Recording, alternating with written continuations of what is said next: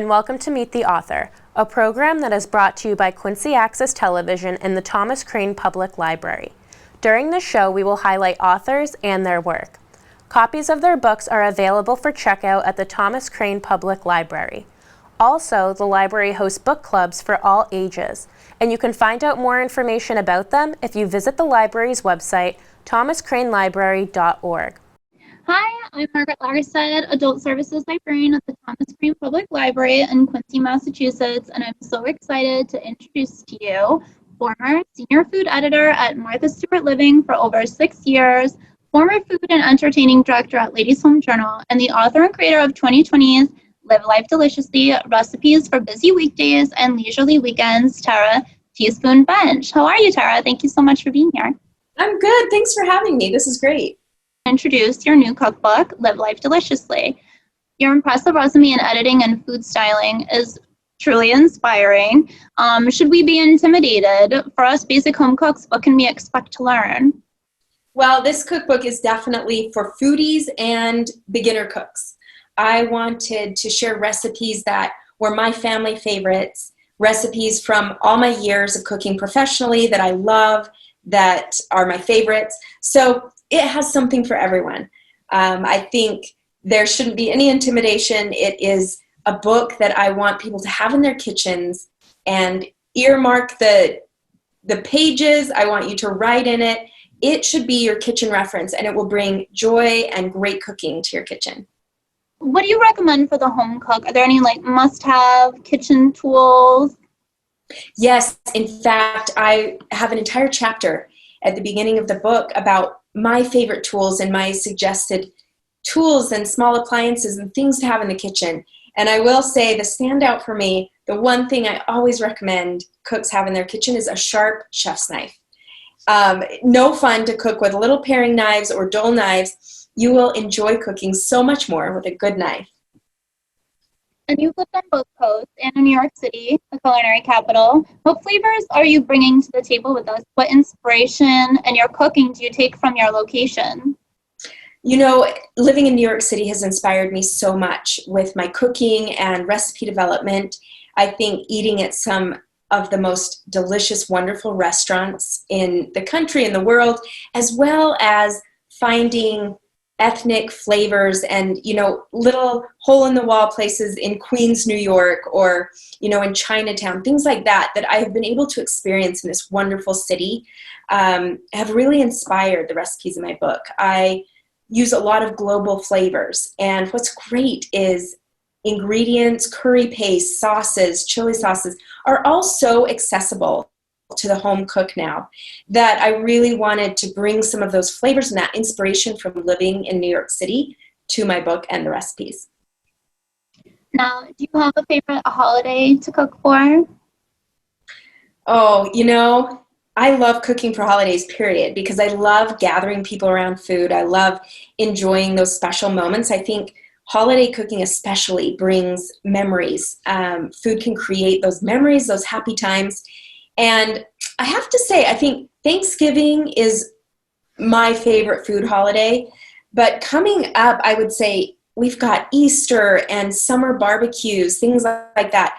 I can't rule any of them out, but they're all fun to gather and cook new food, cook family favorites. I love it. Do you have any hot tip, any advice for the new cook or the experimental cook? I want to encourage getting out of the same old ruts that we fall into for weeknight cooking, for, our comfort foods. We really want to bring those happy moments into our kitchen, into our home. And one of the chapters in my book is really helpful in this way. I love sharing recipes that you can use multiple ways or for different meals. So you might make a roast chicken and use it for 2 or 3 different meals, really shaking up that weeknight rut that we sometimes get into, that we're tired of cooking the same old thing, tired of eating the same old thing. And it just brings new life into that sometimes task that we get to do every week, every day. And what would you like people to take away from sharing the kitchen with you? I would love them to take away that sense of enjoyment that cooking doesn't need to be a chore. It can be something creative, some sort of an outlet, and it's a gathering tool. So those are the things that I really want to encourage people to use food to connect with others, to connect themselves, their artistic side, their creative side. And I think there's a lot of fulfillment that will come with that. And I have to ask, what are you reading currently? Any recommended reads? Oh, goodness. You know, I mostly read cookbooks and things like that. So I would say one of my favorites that I just bought is by Tegan Gerard, Half-Baked Harvests. And she has a new cookbook out, and I love seeing what other foodies are doing and creating, and that's what I have my nose in right now. Thank you so much. Thank you. How long have you been a Sox fan? I've been a Sox fan all my life. Actually, I visited Boston in 1967, the impossible dream year when I was a kid. 67, did you say? Yes. Like 2? How did you visit in 67? No, I was 10. Wow. Yeah, I'm 63 years old now, but You're looking good for visited, 63, my friend. Well, thank you. I appreciate that. Yeah, we have a young-looking family, and it always seems to work out real well with that. But so I was visiting Boston with my parents, and my dad took me to Fenway Park. And actually, you know, the difference between Fenway Park and old Cleveland Municipal Stadium, which was a mausoleum back then. It was 80,000 seats and was really far away, and there was only a trickling of fans show up. And here I am. It's the Fenway Park's right off the street, and there's all this hustle and bustle and all these fans pouring in. And then I come into Fenway Park and see this beautiful, you know, the Green Monster and the close knit kind of family atmosphere there. It was such a difference between Cleveland Municipal Stadium, and I fell in love with it immediately. And it was really at that time that I became a very ardent Red Sox fan, along with being an Indians fan as well. But when I had an opportunity to write a book about the Red Sox, I jumped all over it. My publisher gave me that opportunity, and I've always been a huge Red Sox fan. And so your book is the ultimate Boston Red Sox time machine book. So That's correct. how did you what kind of resources did you go to jump back in time? How did you go and did you come and dig into the crates and dig into the bowels of Fenway Park? How did you go about your work?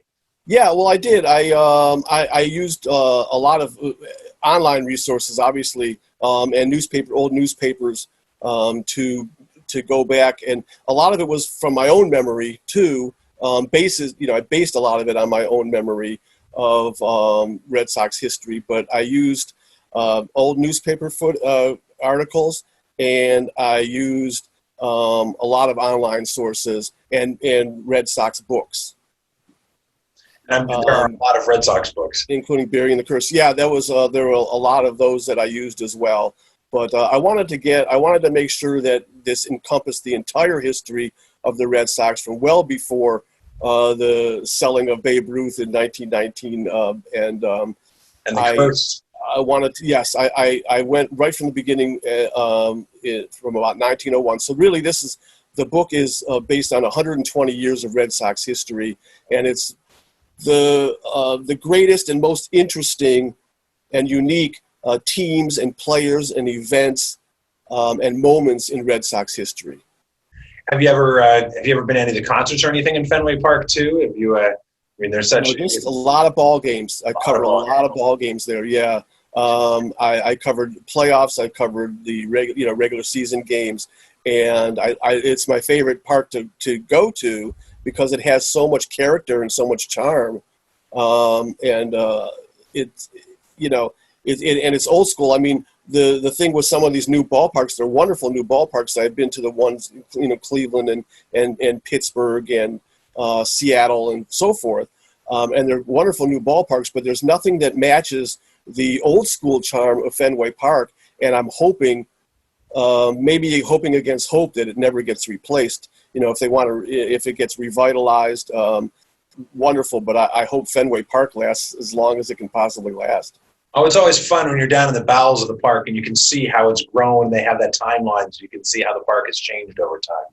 And it has. I mean, obviously, There have been some, modernizations at Fenway Park, but it still has the Green Monster, and it still has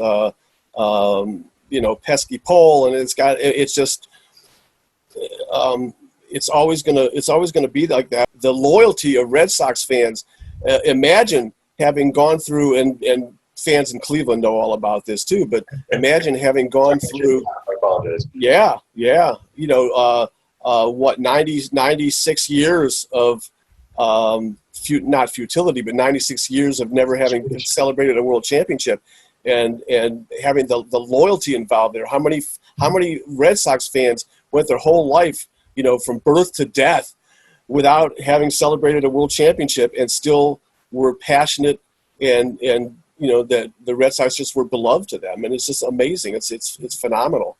But there were a lot of periods of time where the Orioles were a sensational team and the Red Sox were mediocre, and then the other way around.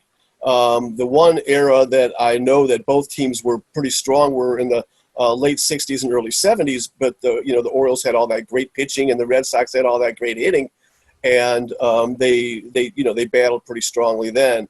And then a little bit in the 90s too. But there were the times when both teams were lights out, were World Series championship contenders, have been fairly rare since the 1950s. Yeah, well, I got some serious hardcore baseball friends that are serious hardcore fans. So they just there are certainly a lot of them in Red Sox Nation. I mean, all the way up from to Maine, New Hampshire and Vermont and Rhode Island and Maine and Connecticut, and then the millions of Red Sox fans that are scattered across the country who have. We got a fair number in New York. We won't mention the team from there, but I do know that there's a big Red Sox Nation presence in New York even. Yeah. Oh, I'm sure. I'm sure there's a lot of Red Sox fan clubs everywhere. Absolutely, including New York. In fact, when you attend or watch on TV a Red Sox Yankees game from Yankee Stadium. I'm sorry, I don't know that team. Oh, that's right. I mentioned it. Oh, sorry, I mentioned it. But you'll hear a smattering of applause and cheering for the Red Sox when they do something well, and right. It's very pronounced. Yeah. And so and obviously there are a lot of Red Sox fans that travel to the Big Apple, I guess we'll say it, to watch the Red Sox play there. Absolutely. Thank you so much. Yeah, thank you. Well, thanks for having me. Appreciate it. So I'm talking today with Nina Senkovich, the author of American Rebels. Oh, thank you for having me. This is great. Thank you. How did you get interested in this history? Well, the way that I came to write American Rebels is I was researching my last book, The Lowells of Massachusetts, and one of the Lowells that I looked at was John Lowell, who was a lawyer during the Revolutionary War, and a big figure in financing, especially the Revolutionary War, making sure there was money to keep the battles going, to keep the fight going. But he was actually slow coming to the decision to rebel against Great Britain, against England. And that really surprised me, because I think so often when we're young, we're taught, there was a decision to rebel and all the colonists joined in and the fight was fought. But in fact, it was a really difficult decision that people had to make. Do you stay loyal to this country that since you were born, you've been taught to be loyal and dutiful to England? Or do you take this huge risk and rebel against England, put your life on the line, your security on the line, your family's future on the line, to try to see if you can create a new country? I mean, that was a huge decision. So I wanted to find a community to study that had both people who decided to rebel and people who decided to stay loyal, and how they sort of came to that decision process. I wanted to see how that decision cut across class lines, how it cut across gender lines. So I was in the Massachusetts Historical Society just kind of going through records, and I came across this fascinating book, Where Independence Began. And it actually laid out this argument that independence began in Braintree. And there I was surprised to find John Hancock was from Braintree. John Adams was from Braintree. Abigail Adams spent most of her childhood in Braintree. Josiah Quincy Jr., who is this forgotten hero of the American Revolution. He was from Braintree. And there were also loyalists who were from Braintree. So I thought, fine, great. I've discovered my community to study. And I just dove in. And I did find that, this decision to rebel or stay loyal, it did, women took both sides on the issue, cut across social classes.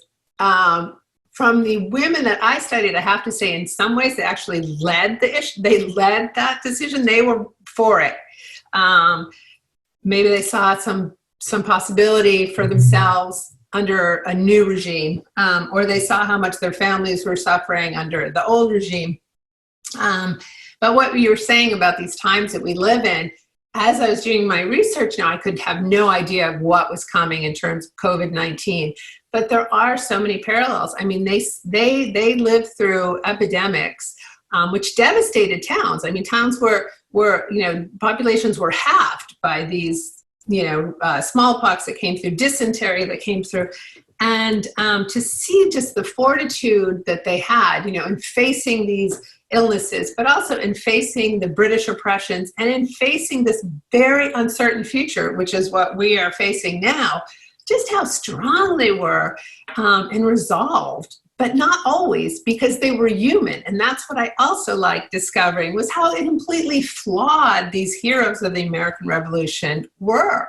And because I got to know them so intimately through letters and journals, I really feel like I got to know them in a way that makes us all see we're all flawed, but we all have the capability to rise to the occasion, hopefully. Did you do most of your research with the Quincy, with the Boston Historical Society, Massachusetts Historical? Did you come into Quincy and do some research here? Massachusetts Historical Society. I spent a lot of time in Quincy. I came to the Cambridge Historical Society, which had so much great information about Samuel Quincy especially. So yeah, I did some research at I did research all over, but I have to say the Massachusetts Historical Society, wow, what a collection they have, and how helpful everybody that works there is. So helpful and so knowledgeable. So they were immensely just such a support system for me. That's great. And I know behind you, you have a outline that you actually used when you were writing the book. Did you do most of the writing there in your study right there where you are right now? I have to write everything down. I mean, I bring my computer with me everywhere I go, but when I'm doing research, I like to write everything down. I write it down. They give you the special little papers to use in the different research areas. And then I write them down in notebooks that I have. And then I create note cards of every event or quote or letter or birth or death that I want to make sure shows up in the book. And they end up on these posters. And these are just a few of them. I have about 20 posters just to keep me on track, just to make sure I don't leave anything out. And of course, I had to leave a lot out because otherwise the book would have been 800 pages, 1,000 pages. But yeah, I've seen those history books. Yours is much easier to get through. This is just the way for me to stay on track. And also when I start losing sort of, what am I doing? It can kind of spark some new ideas of what I should be focusing on. So, yeah. And when you created this book, you mentioned your previous book, The Lowells of Massachusetts. Did you work with the same editor? What's your editing process in that whole creative process? I did work with the same editor, Michael Flamini from St. Martin's, and he was wonderful. He was great for having me really cut out things that were like, maybe we don't need this, maybe we don't need, keeping it as sort of focused as possible. And since I'm dealing with 3 different families and different members of 3 different families, I really did have to try to keep things focused. When I write a history like this, I want it to read like a novel, but it's all completely factual. Everything came from a journal, a diary, a historical record, a newspaper. But for me, it's so much, these people's lives were like a novel. So let's read it and really discuss it as like we're talking about a book that we're reading for book club. I mean, these were real people who had these real emotions and real struggles. And that's what I really wanted to bring across. It's pretty easy to find my book, and there is a wonderful audio version. The woman who narrates she did such a great job. I reached out to her to talk to her. She actually lives in Alaska, and we've become friends because she's such an interesting person, how she came to audio tapes, and that they don't even read the book before they start recording it. They kind of skim it, but they want to be as fresh and sort of excited about the reading as anyone first approaching the book. So I found that fascinating, and her narration of my book is just wonderful. Wow, that's got to be, to hear your words from somebody else. I some of my favorite books, like I think of Patti Smith's book, memoirs that she's read, or that she's written and then read herself, and they're so much fun to listen to because I love listening to Patti Smith. She does a great job. She has such a great voice. There are some authors who are like, no, find someone else. So I'm glad that St. Martin's found Susie Alphins for me, because she does a wonderful job. Well, that's delightful to hear. Yeah. Is there anybody else you'd like to give thanks to? I know it's such a creative process and there's a lot of solitary work, but we can't, no author who's successful really does it by themselves. People who want to go and self-publish and think they can do it by themselves, you usually can tell. So is there anybody else you'd like to give a shout out to really quick while we have a moment? We've talked about this already, but everybody at the Massachusetts Historical Society, they are so helpful, so kind, so generous. Their collection's amazing, and they know their collection, and they're very supportive. I actually had a fellowship there, and that helped. They have this program for the fellows. So we had lunch meetings, and we had lunch meetings to talk about what we were working on, but then also lunches out to just talk. So it was a very, as you say, it can be a very solitary process, but by creating an environment that people can work together. And what was interesting too is that a lot of the people working on projects at the Massachusetts Historical Society are academics. And yet they were so welcoming of me. I'm an independent writer, I'm not an academic.